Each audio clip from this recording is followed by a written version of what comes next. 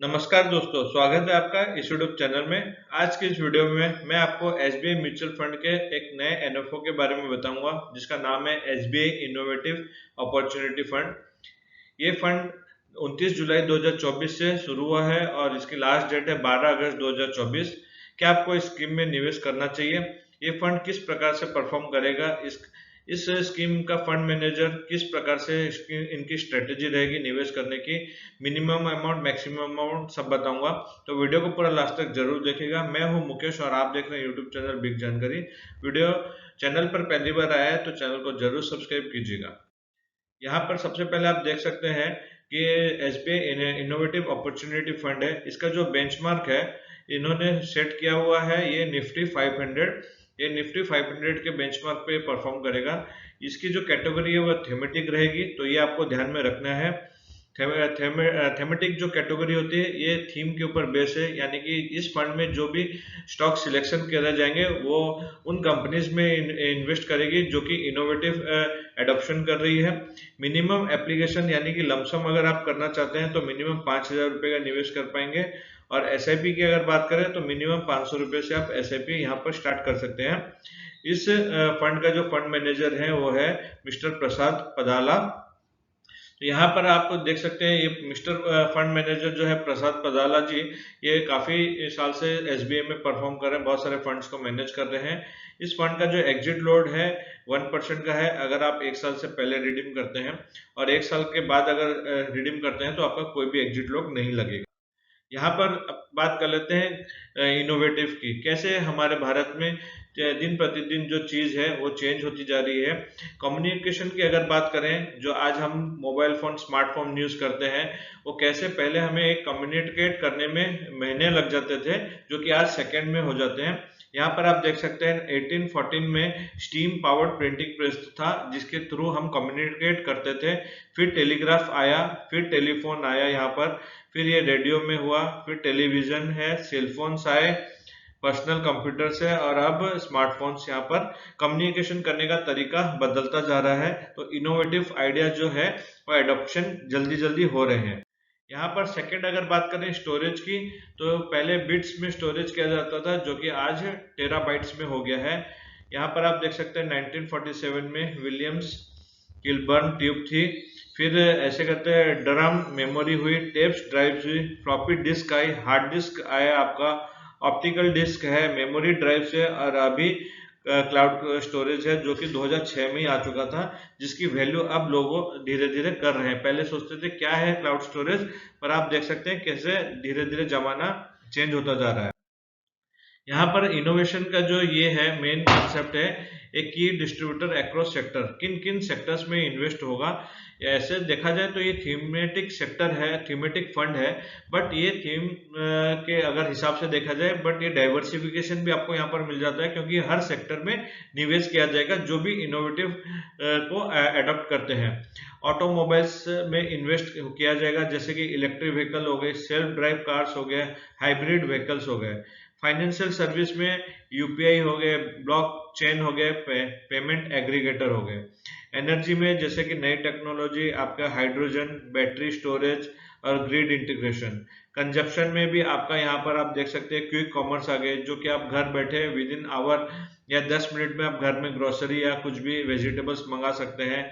तो इस प्रकार के जो कंजप्शन के जो टेक्नोलॉजी है वो एडॉप्ट करते हैं, तो उधर भी इन्वेस्ट किया जाएगा। Media and entertainment, OTT, digital content, ads, जो कि आप एड्स आप देखते हैं हर सेकंड में आता रहता है।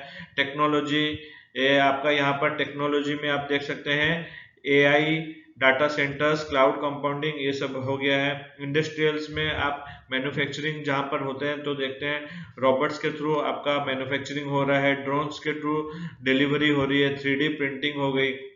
और हेल्थ केयर में भी यहाँ पर आपका मेडटेक हो गया, बहुत एडवांस टेक्नोलॉजी आ गई है, ई फार्मेसी हो गई, बायोटेक्नोलॉजी हो गई।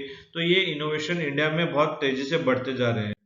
यहाँ पर फैक्टर्स की अगर बात करें, इन्फ्लुएंसिंग इंडिया इनोवेशन स्टोरी क्या है, तो यहाँ नीचे आप देख सकते हैं India position in the global innovation index has improve to 40th rank in 2023 from 81 in 2015, यानी कि 2015 में ये 81 पोजीशन में था, जो कि आज 2023 में लास्ट ईयर 40th रैंक में आ गया है। तो इनका जो इनोवेशन साइकिल बहुत जल्दी अडॉप्ट किया जा रहा है। बूमिंग स्टार्टअप इकोसिस्टम, बहुत स्टार्टअप्स आ रहे हैं यहाँ पर। ग्रोइंग कंज्यूमर मार्केट, जैसे कि आप जानते हैं 140 करोड़ की पॉपुलेशन है इंडिया में, तो कंज्यूमर यहाँ पर बहुत कंज्यूम हो रहा है। हमारा जो डिजिटल है इंफ्रास्ट्रक्चर वो स्ट्रांग होता जा रहा है। स्ट्रांग फंडिंग इकोसिस्टम यहाँ पर है, गवर्नमेंट भी इनिशिएटिव ले रही है।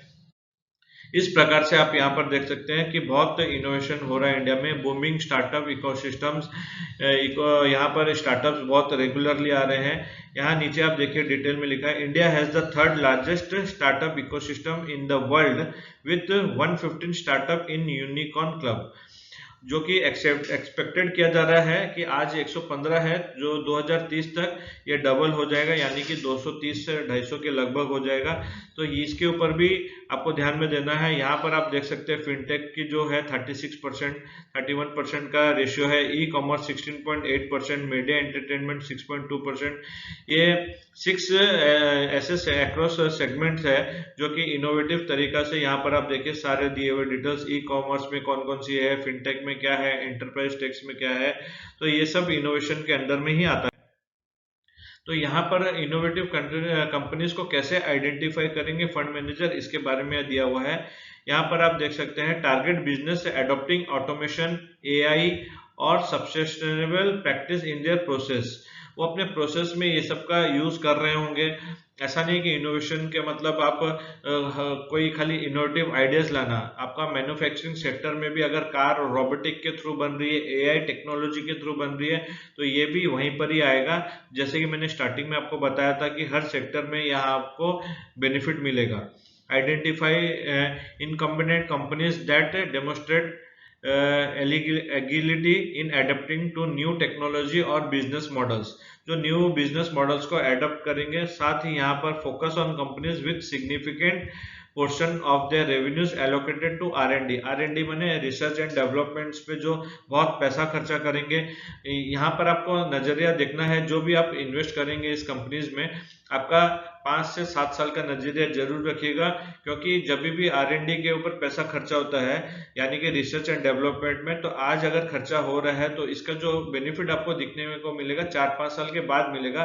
तो तब तक ये रिसर्च करते हैं कि कौन सी टेक्नोलॉजी आपको सुटेबल रहेगी, कंपनी को सुटेबल रहेगी, जिससे कि कंपनी ग्रो करेगी। पोर्टफोलियो कंस्ट्रक्शन अप्रोच जो रहेगा, यहाँ पर आप देख सकते हैं मिनिमम 80% जो है उन कंपनीज में इन्वेस्ट करेगी जो कि इनोवेशन थेम्स के इनोवेशन के अंडर में आती है। साथ ही यहाँ पर आपको अप टू 35% यहाँ आपको एक्सपोजर मिलेगा ग्लोबल स्टॉक्स का, जैसे कि आप जानते हैं अमेजन हो गया, फेसबुक हो गया, ये सब अल्फा हो गया, ये सब कंपनीज में आपको, एप्पल के स्टॉक्स हो गए, यहाँ पर भी आपको एक्सपोजर मिलेगा जो कि अप टू 35% तक का यहाँ है। इस पोर्टफोलियो का जो एम रहेगा वो 35 से 40 स्टॉक्स इस कंपनी इस एनएफओ में रखेंगे। इनोवेशन अपॉर्चुनिटी फंड में 35 से 40 स्टॉक्स यहाँ पर लिए जाएंगे। तो फ्रेंड्स, आशा करता हूं कि आपको वीडियो में मैंने सारी जानकारी दी। वीडियो अच्छी लगी तो वीडियो को जरूर से लाइक कीजिएगा, इस वीडियो को ज्यादा से ज्यादा शेयर कीजिएगा। आप भी अगर निवेश करना चाहते हैं तो इस फंड में निवेश कर सकते हैं, पर उससे पहले आप अपने फाइनेंशियल एडवाइजर से सलाह जरूर लीजिएगा कि आपके लिए ये फंड सुटेबल है कि नहीं है। इसमें आपको SIP और लमसम करने का दोनों ही अपॉर्चुनिटी है, तो आप जिस हिसाब से सुटेबल हो उस हिसाब से इसमें निवेश कर सकते हैं। इस वीडियो को ज्यादा से ज्यादा शेयर कीजिएगा। चैनल पर पहली बार आए तो चैनल को जरूर सब्सक्राइब कीजिएगा। Thank you.